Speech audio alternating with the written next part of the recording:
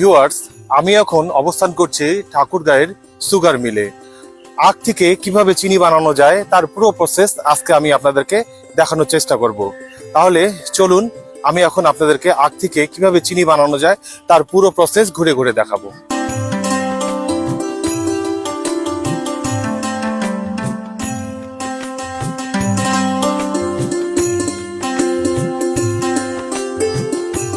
সময়টা ছিল ডিসেম্বর মাসের মাঝামাঝি।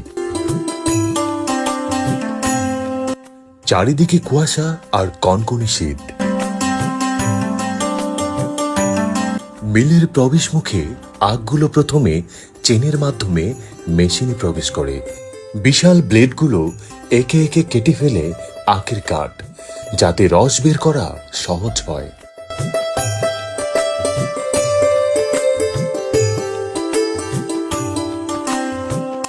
এরপর আখ ঢুকে যায় রোলার মেশিনে।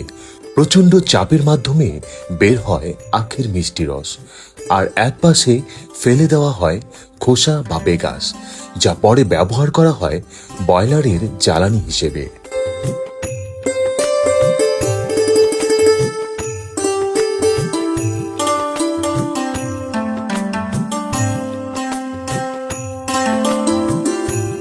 এটা হলো ঠাকুরগাঁও সুগার মিলের গ্যারেজের দৃশ্য।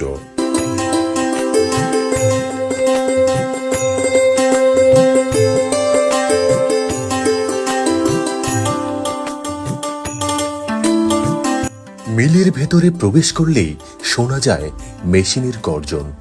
দেখা যায় বিশাল কনভেয়ার বেল্টে একটার পর একটা আখ চলছে সামনে। শ্রমিকেরা নিখুঁতভাবে সব পর্যবেক্ষণ করছেন, যেন এক মুহূর্তেও বন্ধ না হয় এই প্রক্রিয়া।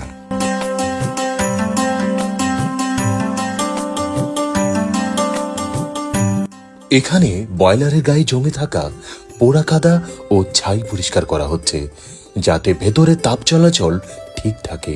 এই যত্নের কাজগুলো পুরো মিলের মেশিনকে সচল রাখে দিনের পর দিন।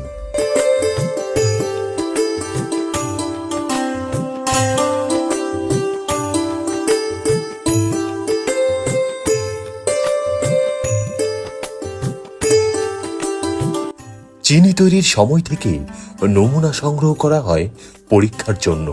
একজন পর্যবেক্ষক সূক্ষ্মভাবে পরিমাপ করেন চিনির রং, আর্দ্রতা ও বিশুদ্ধতা, যাতে বাজারে পৌঁছায় মানসম্মত চিনি।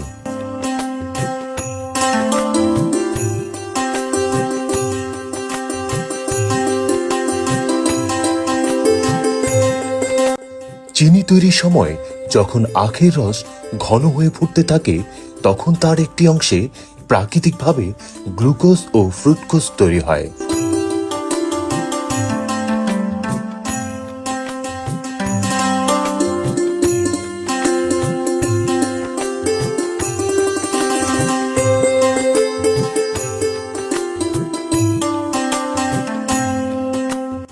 সর্বশেষ চলছে চিনি প্যাকেজিং প্রক্রিয়া। এখানে চিনির সঠিক মাপ নির্ণয় করা হচ্ছে।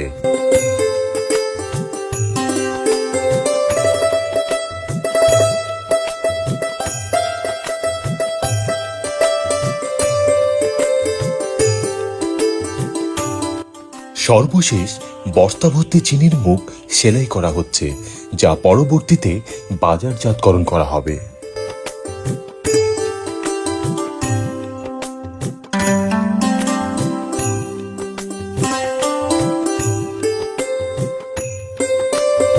ঠাকুরগাঁও সুগার মিলে আসলেই দেখা মিলবে কৃত্রিম রংধনুর। ভিডিওটি ভালো লেগে থাকলে লাইক, কমেন্ট এবং শেয়ার করতে ভুলবেন না, এবং আমার পেজটিতে অবশ্যই ফলো দিয়ে রাখবেন।